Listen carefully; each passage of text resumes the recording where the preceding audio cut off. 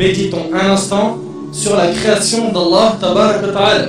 Mon frère, ma soeur, imagine qu'un jour tu te retrouves face à un tableau magnifique. Tu t'arrêteras sûrement devant celui-ci, tu l'observeras, tu demanderas qui est-ce qui l'a dessiné. C'est sûr et certain que tu vas te dire qui est-ce qui l'a dessiné, ce magnifique tableau. Et tu t'en souviendras longtemps.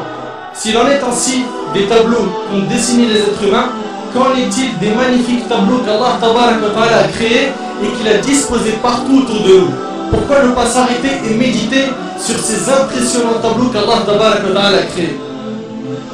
Sachez mes frères et sœurs qu'à tout moment où vous observerez la création d'Allah et que vous méditerez dessus, vous vous rendrez compte qu'à chaque fois, vous vous retrouvez face à une chose d'une splendeur inouïe.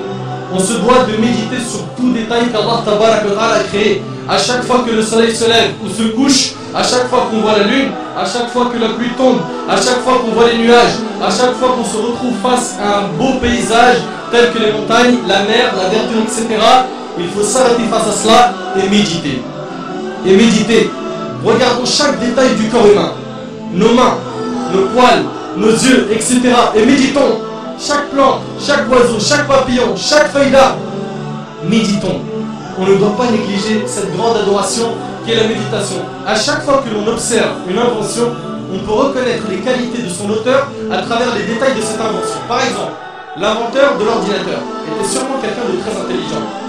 Les constructeurs des pyramides étaient sûrement des gens forts. L'auteur d'un joli tableau est sûrement un artiste très doué, etc. Qu'en est-il du créateur de cet univers? La première chose sur laquelle on doit méditer est la création de cet univers parfait par Allah Tabarak wa Ta'ala qui l'a créé à partir du néant. Allah Tabarak wa Ta'ala a dit dans Sourate Al-Baqarah, et médite un petit peu sur ce verset. Allah Azza wa Jalla a dit dans Sourate Al-Baqarah, Sourate 2, verset 117, Badi'u as-samawati wal-ard. Badi'u as-samawati wal-ard, qui signifie il est le créateur des cieux et de la terre à partir du néant. À partir du néant. Allah Azza wa Jal est le seul capable de créer à partir du néant. Il dit à la chose soit et elle devient.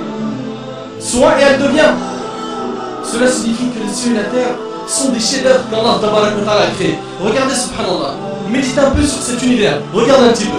La lune tourne autour d'elle-même et tourne autour de la terre. La terre tourne elle aussi autour d'elle-même et tourne autour du soleil avec la lune. Toutes les autres planètes tournent autour du soleil et tournent aussi autour d'elles-mêmes. Et leurs satellites eux aussi tournent autour d'eux-mêmes.